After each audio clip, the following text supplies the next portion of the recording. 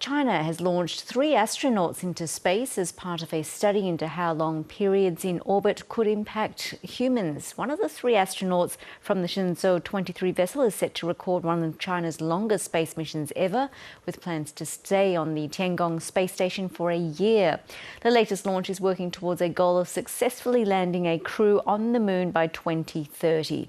Richard de Grijs is the Executive Director at the International Space Science Institute, Beijing, and joins me now. Now, Richard, tell us a bit more about who's part of this crew and what exactly they'll be doing on this mission. Yeah, good evening, Yvonne. Thank you for having me. The Chinese have sent up a crew consisting of 3 taikonauts, as they call them, astronauts. One of those will be staying for 12 months at the Chinese space station, Tiangong 1. It's not yet clear who will stay, because that will be decided as the mission progresses. As they are at the space station, they will do scientific experiments and do their normal duties. The idea being that we need to the Chinese want to understand what long-duration space travel does to the human body and how they can manage it so that future missions to the moon and possibly eventually Mars become a viable proposition. So that's why they're saying that one of them will stay for a year, specifically for this this research? Exactly, yes. China has moved on from occasional launches to their space station, and they now want to establish a permanent presence or a longer-term presence and routine presence in space.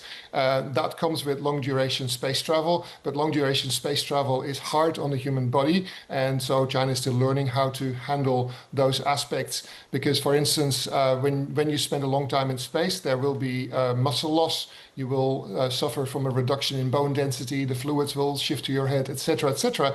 And so the Chinese want to know how quickly that type of deterioration happens, whether it stabilizes, and how quickly their astronauts, when they return to Earth, will recover from that deterioration.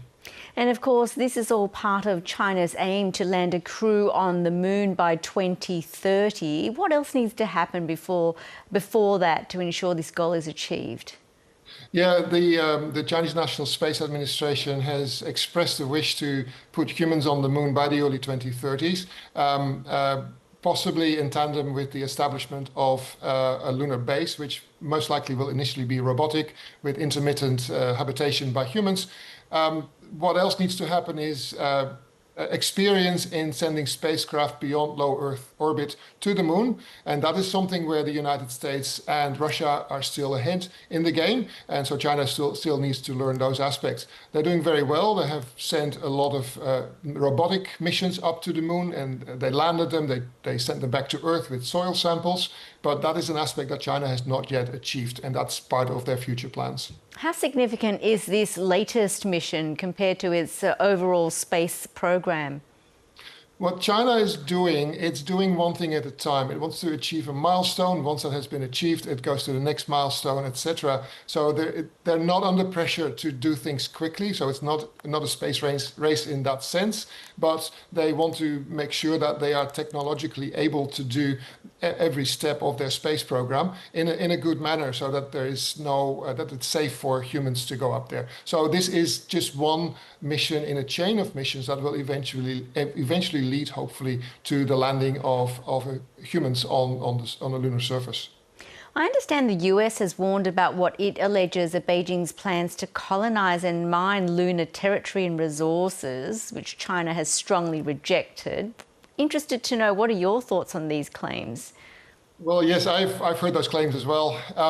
Look, we're far away from extracting resources on the moon, be that as Chinese taikonauts or US astronauts. It's very difficult to do so. You need to establish a presence. Neither of those countries are ready to do so yet. They're all working towards it. And I think eventually what will need to happen is collaboration in space, because it's a dangerous place after all. And once we're away from the Earth's orbit, I think there will be more collaboration than competition, because we all need to survive. So I think it's all posturing at this point rather than real threats. Well, in June 2024, China used robots to become the first country to recover lunar samples from the moon's far side, if you recall. What was learnt on that expedition? What has it brought back to Earth? That mission brought up to 2 kilograms of regolith, which is another name for lunar soil, back to the Earth.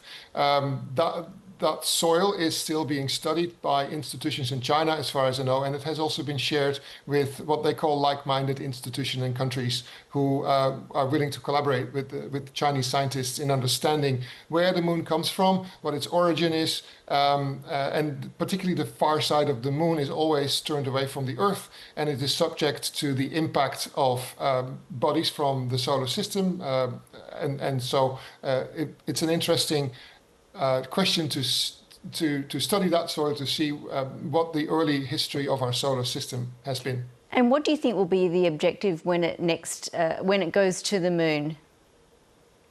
Well, both the US and China want to establish bases. They will be intermittently inhabited, and the idea is that possibly we can use some of the water ice that's been found in the lunar South Pole area to use as a resource, either to survive as humans or even as rocket fuel, possibly to go beyond. But that's all. It's very early days at this point, and it's still a matter of just developing it and see where we are going. And eventually, I think there will be more collaboration than competition.